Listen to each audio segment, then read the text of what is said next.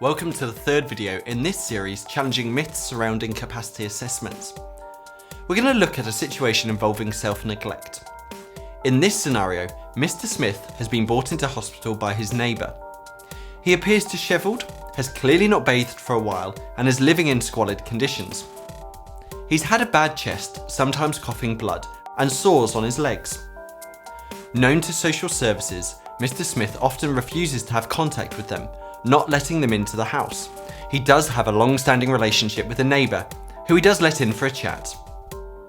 Worried about his worsening health conditions, the neighbour often tries to convince him to get medical treatment, but he resists. On this particular day, the neighbour had been taking some food round and thought Mr. Smith didn't seem himself, and a little confused. She took the opportunity to suggest taking him down to the hospital for a checkup, and uncharacteristically, he didn't resist. He is now being seen by an advanced nurse practitioner. Hi Mr. Smith, my name's Jane, the nurse that's going to be looking after you today. I believe you've come in to see me today. You've got a bit of a bad chest and a sore leg. How are you feeling?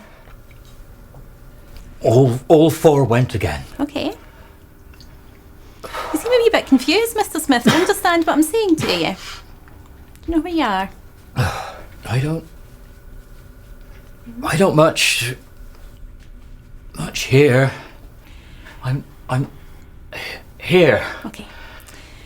Right, Mr. Smith, you seem a little bit confused, right? You're Mr. Smith's neighbour. You've come in with him. Hello. Is this normal for him? Well, it is a bit unusual. He wouldn't usually dream of letting anyone treat him. Okay. I'm surprised he let me bring him here.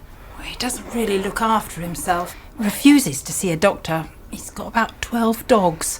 No running water, no heating. And there's dog mess in the house. Okay. Has he got anybody helping him at home? No, not really. He's been like this for years. He's known to social services. I try to cook him meals when I can because I don't think he bothers cooking properly.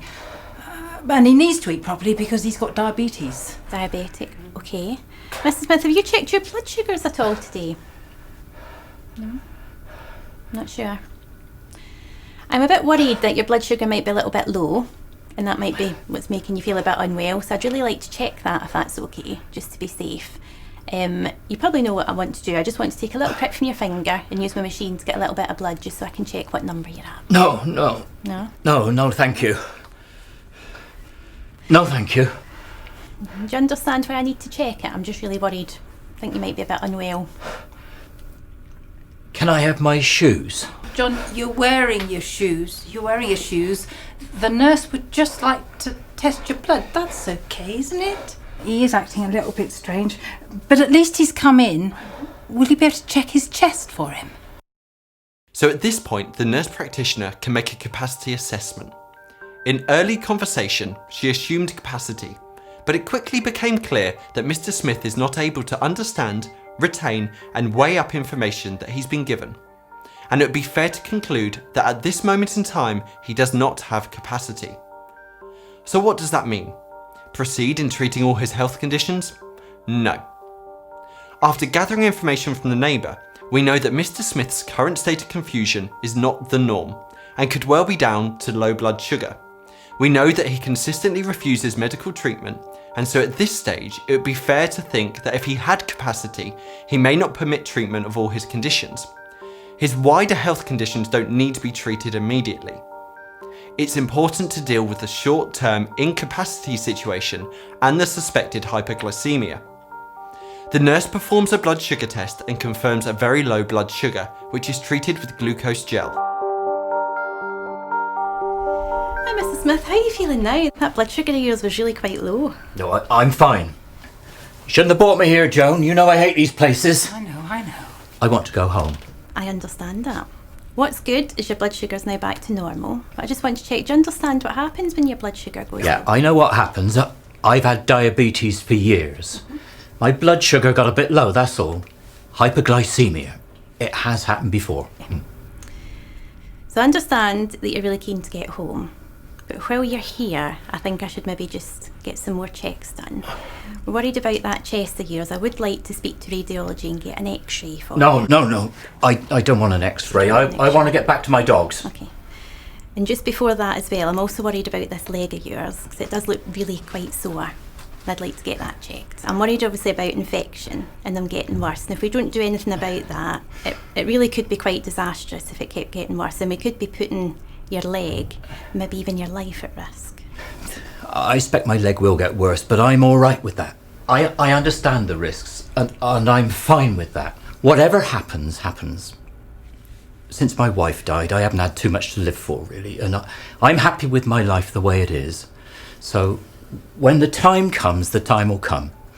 Social services tried to get involved, and then last year they said that I could make my own decisions. So thank you very much, nurse. But you don't need to worry about me. Although at this point, Mr. Smith alludes to having had a capacity assessment last year and deemed to have capacity, this is not relevant right now. Remember, making a capacity assessment is about making a specific decision at a specific time. At this time, however, Mr. Smith clearly understands the concerns of the nurse and can retain and weigh up that information. Remember that making unwise decisions does not mean someone lacks capacity. Although the nurse can clearly see that Mr. Smith is not looking after himself, she cannot stop him from leaving the appointment, as he has demonstrated he has capacity at this time to understand the risks associated with returning home without the medical intervention or support. The nurse now needs to ensure that she has accurately documented the assessment, outcomes, and the safety measures that she's going to put in place. The safety measures could include taking the time to try and engage with Mr. Smith, signposting him and offering him the numbers of social services or community health teams, voluntary and independent agencies. By engaging with Mr. Smith and gaining consent, the concerns around his self-neglect may be dealt with through a multi-agency risk meeting approach. There's guidance on the Dorset, Bournemouth and Poole adult safeguarding websites.